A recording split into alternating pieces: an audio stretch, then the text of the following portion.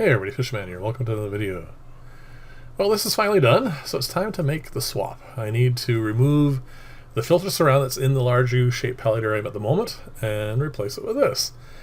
This should be a relatively simple task, but unfortunately, because of one tiny little detail that I forgot all about, it's not to go as planned. It's going to be unfinished.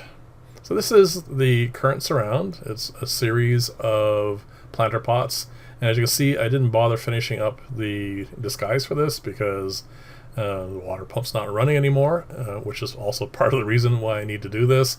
The other reason being, of course, that the client wants the water to be a little bit deeper in here, and might as well just do both at the same time.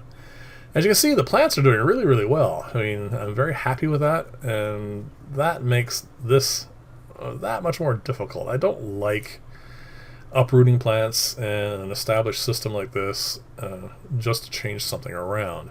I know it's necessary. I just don't like it. It disturbs everything and makes a mess, and it does take time for the plants to recover and for the water to clear up and all that sort of stuff. So it's not something that I want to do. So what I'm going to do here is I'm going to move the rocks out of the way, and then I'm going to take each of these individual planter pots and move them towards the front. This is going to, at this time, I thought, be something temporary. I was just going to move them to the front just so they're out of the way while I put the surround in, and then of course I was going to transfer each of their containers, plants and rocks and everything else included, into the new surround. Very simple process, a little lengthy sometimes, but it shouldn't actually be too much of an effort. It will definitely be nice to get this project done because, well, so far it's a little bit on hold. I mean, there are two filters running in this system, and the one on the left, which you can't see at the moment, is running perfectly fine. So it is, as you can see, keeping the water perfectly clear. It is unfortunate, just something I can't fully stock, as I don't really want to overtax a specific filter. So I need to get this done, and that way I can get more plants in here. Even though the plants themselves are doing really well, it does need a few more, mostly aquatic ones, of course, and get it finished. And well, like I said, this needs to be done. So I can lift this out. Again, these are very easy to move. It was designed that way, just in case something went wrong with one of them. I could pull it out and replace it and do the stuff that needs to be done. But as you can see, the plants are really well established, and there's roots everywhere going from pot to pot, which I have to try and not damage too much as I'm pulling these out.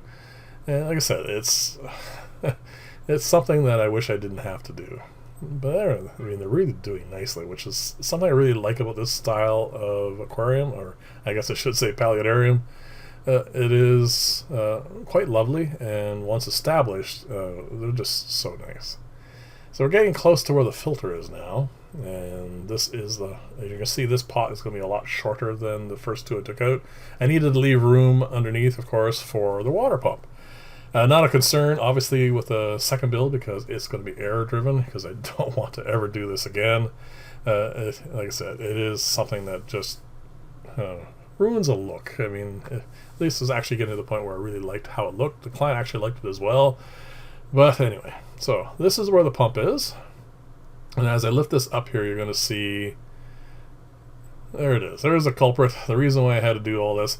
It was actually designed so it can be pulled out and cleaned if necessary. And technically what I could have done in this case is pull that out, clean it, and put it back in. But the very last clip of this video is going to show you the reason why I didn't do that. At this point, I was pretty certain I was going to pull it out anyway, because if you remember from a few videos ago, actually probably quite a few videos ago, I thought that the pump was actually getting to the point where it was beginning to burn out. Not the case. The pump is actually perfectly salvageable. There's nothing wrong with it at all, which is nice in a way because it reaffirms my belief that these are good pumps.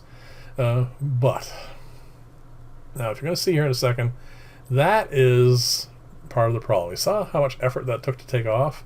That is my new method for attaching driftwood to acrylic. I put the base and then a post, drill a hole through the driftwood, attach that, and then of course weld it in place. Keep that in mind for a little bit later on. So what I'm going to do here is I'm going to move all the gravel from around it so that I can set the new surround in place.